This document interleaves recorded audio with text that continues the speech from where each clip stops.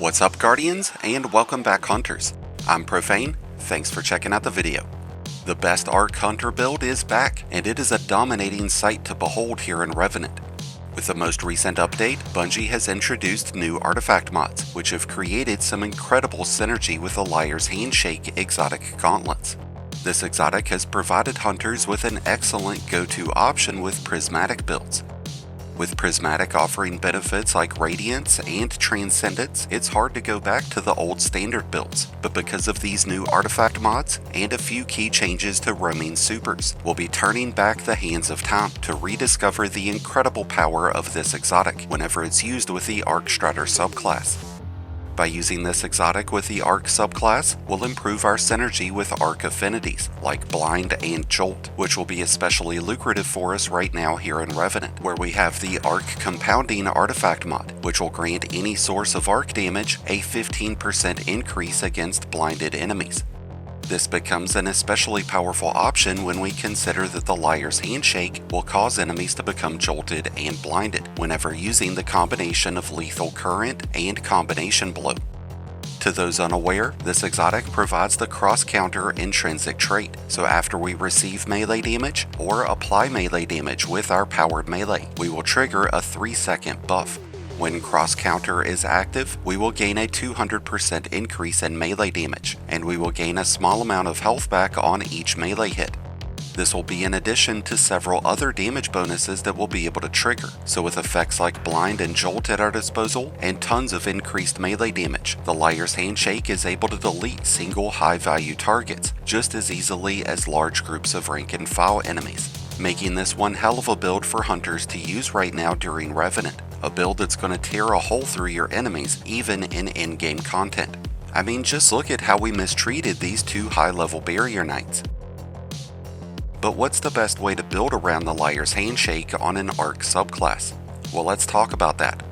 To complement the use of the Liar's Handshake, we have selected Flow State and Lethal Current as our aspects, with Combination Blow and Gambler's Dodge as our melee and class ability options. Because of Flow State, we will become amplified by defeating jolted enemies, and when we are amplified, we will gain a 200% bonus to the regeneration rate of our class ability, ensuring that we're able to perform our Gambler's Dodge whenever we need it, and that's going to instantly recharge our powered melee. Because of Lethal Current, scoring a melee hit onto a jolted enemy will cause that enemy to become blinded. After we perform our dodge, our next melee hit will apply Jolt, along with an aftershock of energy that deals out a moderate amount of area damage. So by dodging before we strike an enemy, we can activate the benefits of both Flow State and Lethal Current, causing that enemy to become jolted and blinded. And after we've struck the target with our first melee attack, Cross Counter will activate, giving us that 200% bonus on our next melee. And that's where Combination Blow steps in, because as we defeat enemies with our melee, we will build up a stacking bonus in melee damage, increasing the effectiveness of the Liar's Handshake significantly. This starts as a 60% increase with 1 stack, moving up to 156% with 2 stacks, and finishing out at 309% increased melee damage whenever Combination Blows at its maximum threshold. And because of Arc Compounding, once those enemies are blinded, they'll take 15% bonus damage, which does stack on top of all of these other bonuses. And since we will completely recharge our class ability energy after each melee final blow, we'll be able to continuously spread the effects of Jolt and Blind, while amplifying our melee damage along the way. To extend our ability to blind enemies, we are using Flashbang Grenades, but Flashbang Grenades will not trigger Arc Compounding whenever used against boss level enemies, but they will continue to be a great option to use against red bar and high value targets like champions. There's one additional benefit that Lethal Current provides that we have not yet mentioned, and it has a direct tie-in to some of the recent changes to roaming supers.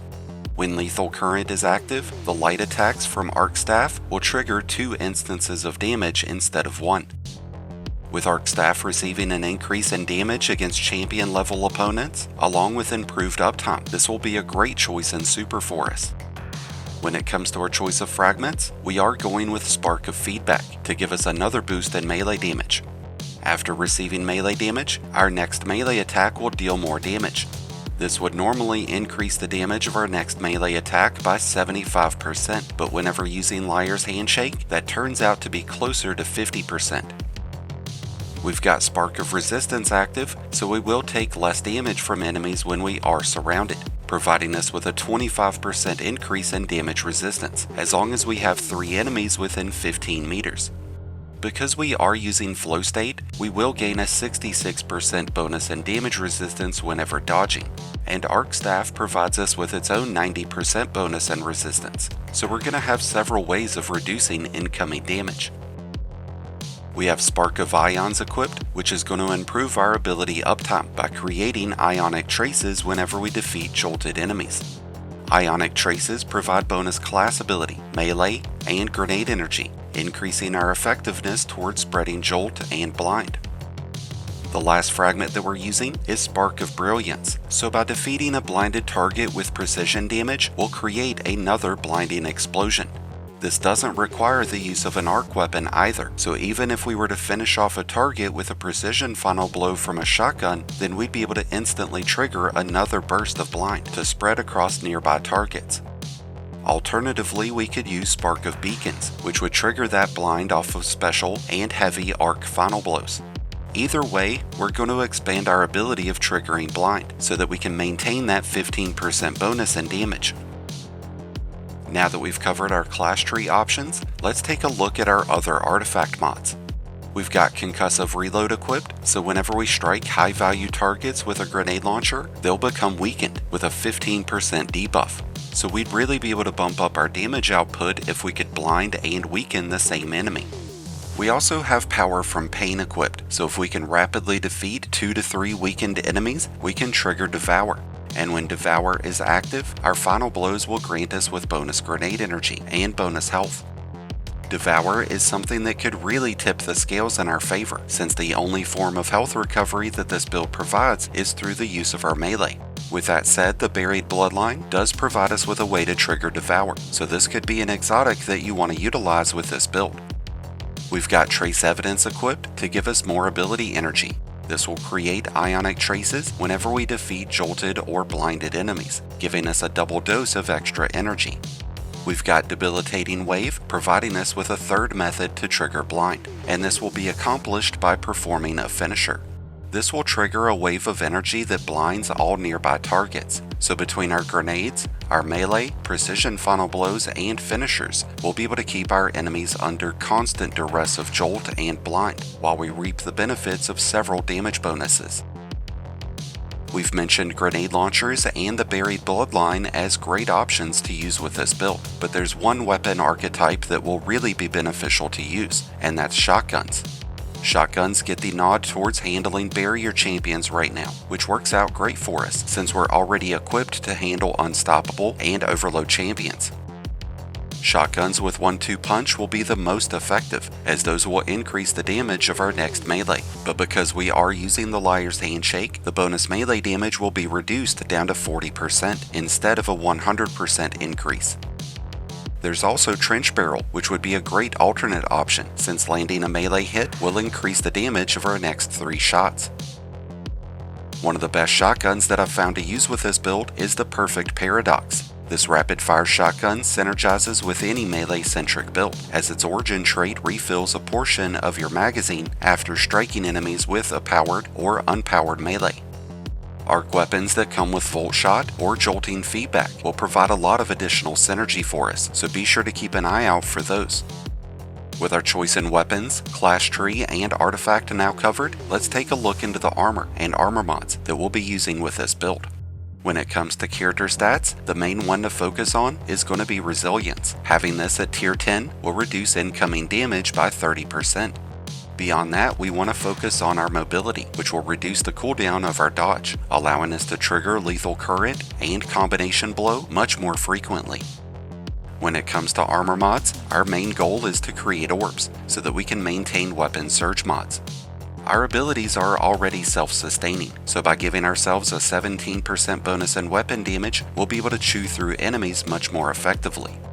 And by using Harmonic Siphon, Heavy-Handed, and Reaper mods, we'll be able to generate plenty of orbs to fuel those surges. And since we are using the Recuperation Boots mod, those orbs will provide us with extra health, giving us a second or possibly even a third source of health recovery. And once we've gotten it all put together, you're looking at an extremely powerful Arc Strider build that will tear through enemies at any level of difficulty. So if you're looking for a great build to solo dungeons and lost sectors, or tackle Grandmasters and raids, then look no further than this Liar's Handshake Arc Strider build.